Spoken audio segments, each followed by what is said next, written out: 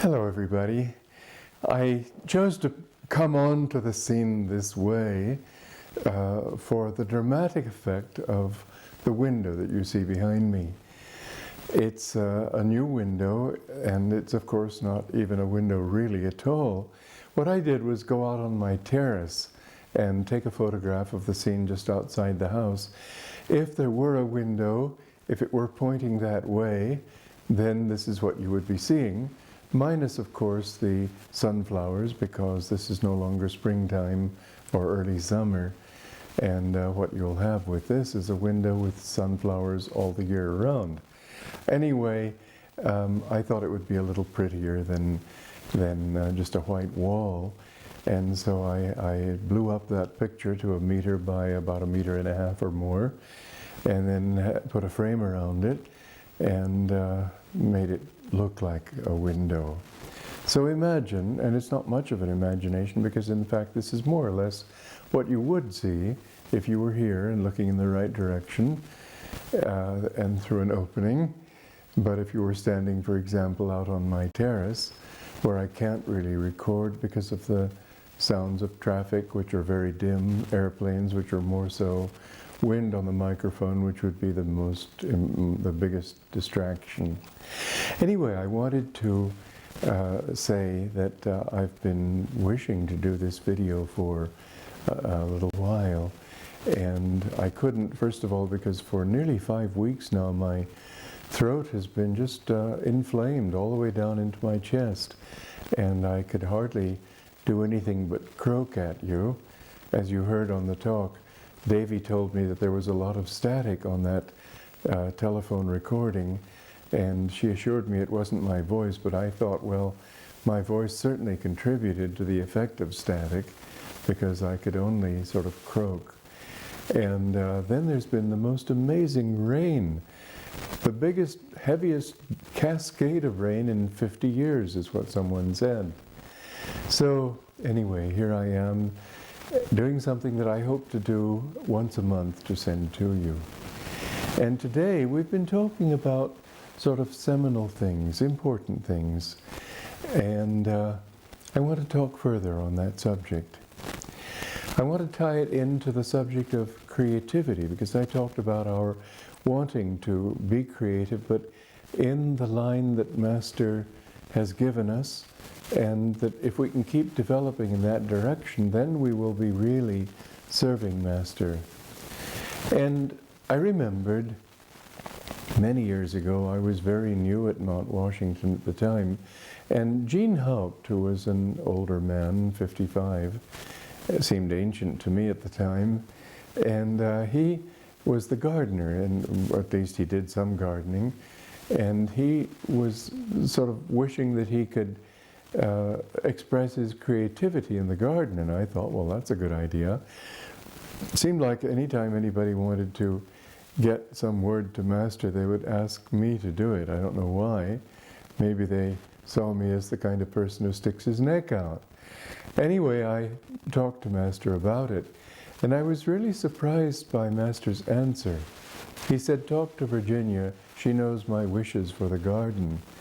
Well, I was young, I was American, and I was very much into personal freedom, although I had given that freedom to Master. But my first instinctive thought was, well, gee, can't we even be creative in the garden? What has that got to do with his teachings?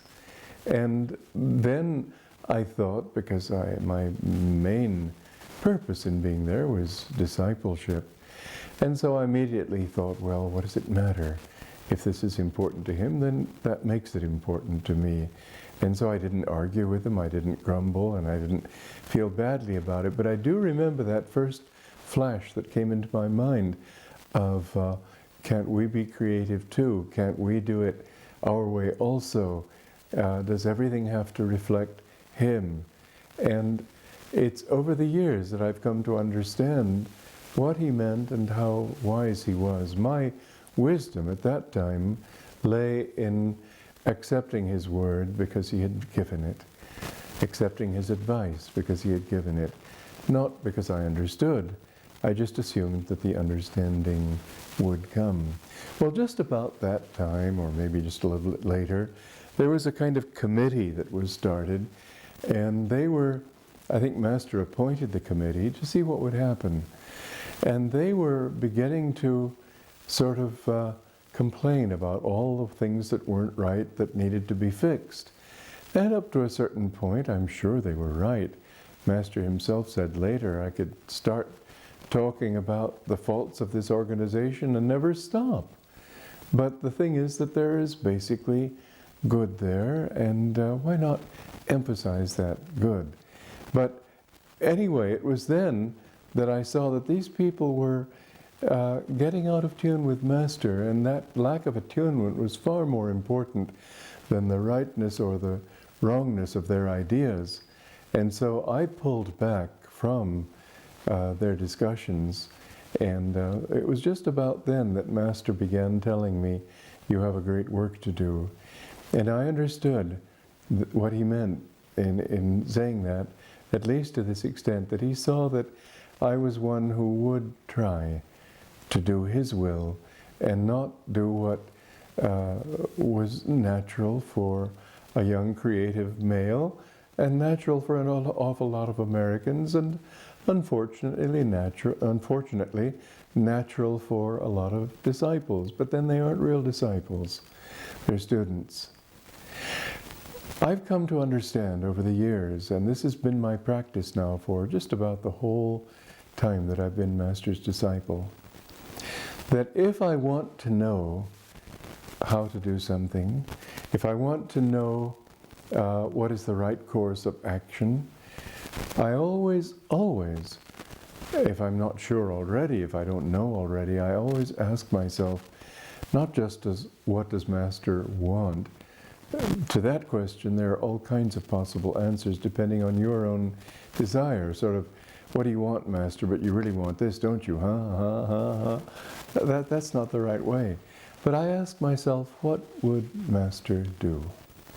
What would Master say? What would Master think? How would Master view these things? I've meditated on his life. From that point of view, I've tried to understand why he did and said what he did.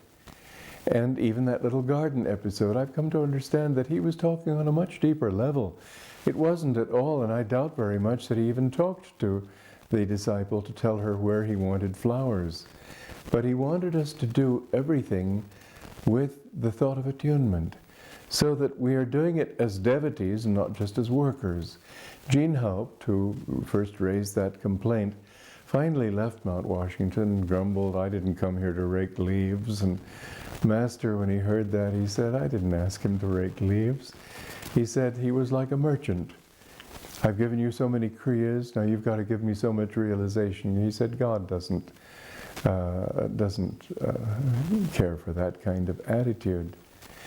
And so Jean, with that sense of wanting to do it his way, and I think that's what he was really talking about, not just the raking of leaves, didn't understand that there is joy in raking leaves if that's what the Guru wants and if that's what you offer to the Guru, and then the Guru begins to give you more and more.